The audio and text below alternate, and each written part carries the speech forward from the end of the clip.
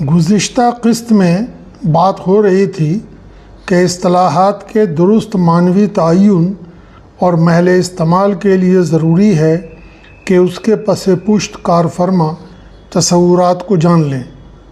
اس ضمن میں زمین کی ملکیت، زمیندار اور زمینداری کا ذکر ہوا تھا۔ اگرچہ یہ تمام اصطلاحات ایک دوسرے میں پیوست ہیں، مگر آسانی کے لیے ہم ان پر باری باری بات کریں گے۔ بہت سے لوگ یہ سمجھنے سے قاصر ہیں کہ کسی سوشلسٹ سماج میں اگر ذرائع پیداوار نجی ملکیت میں نہیں ہوگا، یعنی کوئی فرد یا گھرانہ اس کا مالک نہیں ہوگا، تو وہ سماج کیسے کام کرے گا؟ مثلاً اگر زمین کا کوئی مالک نہیں ہوگا تو اس پر کون کھیتی کرے گا اور اس کی پیداوار کس کی ملکیت ہوگی؟ یا کارخانہ کس طرح قائم ہوگا اور اسے کون چلائے گا؟ ایسے لوگوں کو یہ جان کر حیرت ہو سکتی ہے کہ 18ویں صدی کے آخر تک ہندوستان میں زمین کسی کی نجی ملکیت نہیں ہوتی تھی، نہ کاشتکار کی اور نہ بادشاہ کی۔ زمین کی ملکیت کا جو انگریزی تصور آج ہمارے ذہن میں ہے، وہ بنگال پریسیڈنسی میں 1793 میں نافذ کیے گئے استمراری بندوبست یعنی پرماننٹ سیٹلمنٹ سے شروع ہوا، جس نے زمین کو خرید و فروخت کی جنس یعنی کموڈیٹی بنا دیا۔ جن لوگوں نے ہندوستان کے مالگزاری کے نظام کا مطالعہ نہیں کیا ہے، ان کو یہ سن کر حیرت ہو سکتی ہے۔ ہندوستان میں زمین کی ملکیت کا تصور ہمیشہ سے بہت پیچیدہ رہا ہے۔ ملکیت کے انگریزی تصور کے برعکس جو آج مروج ہے، زمین کی ملکیت کسی فرد کے پاس نہیں ہوتی تھی۔ راجا پرجا کی حفاظت کا ذمہ دار تھا، اس لیے روایتی طور پر وہ فصل کا ایک حصہ وصول کرنے کا اختیار رکھتا تھا۔ کاشتکار کا کام تھا کہ وہ زمین کو جوتے بوئے، فصل کا ایک حصہ مالگزاری کے نام پر بادشاہ کو ادا کرے اور بقیہ اپنے مصرف میں لائے۔ اس نظام میں ہر ایک کے حقوق، فرائض اور مراعات متعین تھے، مگر زمین کوئی جنس نہیں تھی جس کو کاشتکار رہن رکھ سکے یا اسے ضمانت کے طور پر استعمال کر سکے۔ زمین کی وراثت نسل در نسل چلتی تھی، مگر اسے کسی دوسرے کو کسی چیز کے عوض منتقل نہیں کیا جا سکتا تھا۔ یہ اس قدیم ملک کا روایتی تصور تھا جسے غوری، تغلق، لودھی، افغان اور پھر مغل حکمرانوں نے برقرار رکھا۔ عرب حکمرانوں کے یہاں زمین کے مالک کا تصور موجود تھا، جسے اورنگزیب کے زمانے میں اپنانے کی کوشش کی گئی، مگر مقامی حالات ایسے تھے کہ اسے ترک کر دینا پڑا۔ انگریزوں کے لیے یہ بات بڑی پریشان کن تھی۔ 1789 یعنی 1789 میں جان شور نے لکھا کہ زمیندار کا سرکار اور رعیت سے جو رشتہ ہے وہ مالک اور اسامی یا مزارع، جسے انگریزی میں ویسل کہتے ہیں، وہ نہیں ہے، یعنی ہندوستانی کاشتکار مغل عہد تک کسی زمیندار یا جاگیردار کا تابعدار نہیں تھا۔ زمیندار زمین کا مالک ہوئے بغیر اپنے اختیارات کا استعمال کرتا تھا، اور رعیت کا زمین پر دعویٰ کسی حقیقی نجی ملکیت کے بغیر تھا۔ آج جب ہم ملکیت کے یورپی تصور کے اسیر ہیں تو یہ بات بڑی عجیب لگتی ہے۔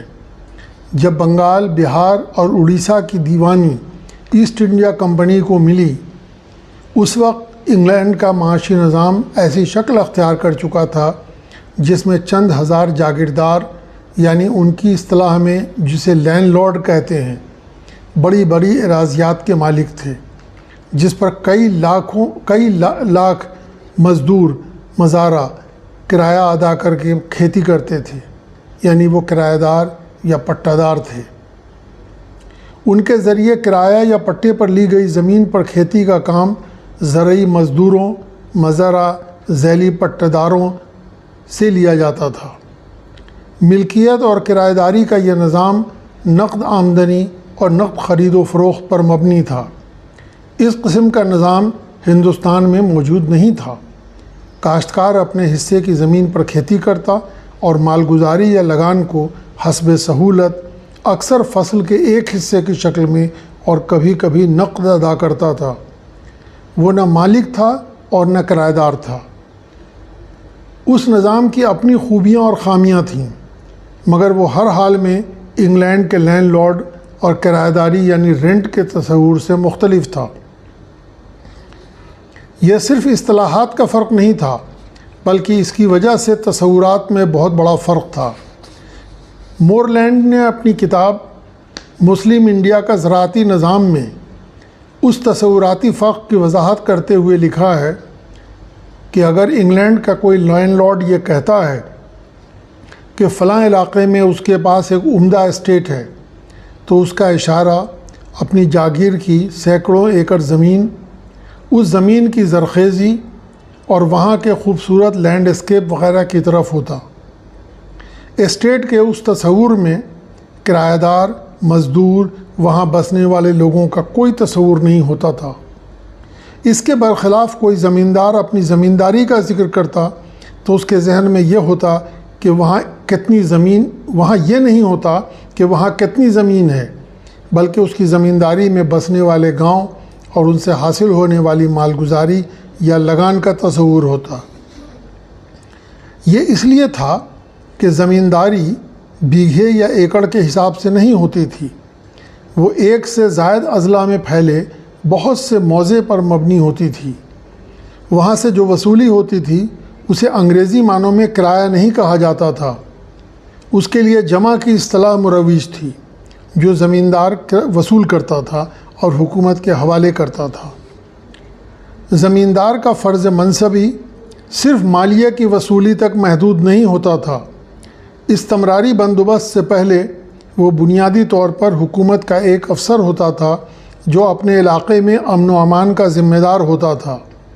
وہ اس بات کو یقینی بناتا تھا کہ مالیے کے نچلے درجے کے ملازمین یعنی امین، قانون گو وغیرہ رعیت اور کاشتکار کے ساتھ زیادتی نہ کریں۔ وہ حسب رواج ان کو کھیتی کے لیے پیشگی رقم بھی فراہم کرتا تھا، یعنی وہ سلطنت کی طرف سے کسی علاقے میں متعین کردہ ایک افسر ہوتا تھا جس کے ذمے متعدد کام ہوتے تھے۔ ان سب کے باوجود وہ اپنی زمینداری کے گاؤں کی زمینوں کا مالک نہیں ہوتا تھا۔ اس کو ان خدمات کے عوض جمع کی وصولی میں سے ایک حصہ ملتا تھا۔ اس کے علاوہ ان تمام خدمات کے لیے اسے سلطنت کی طرف سے لاخراج زمین دی جاتی تھی، یعنی جس پر کوئی مالگزاری نہیں دینی پڑتی تھی۔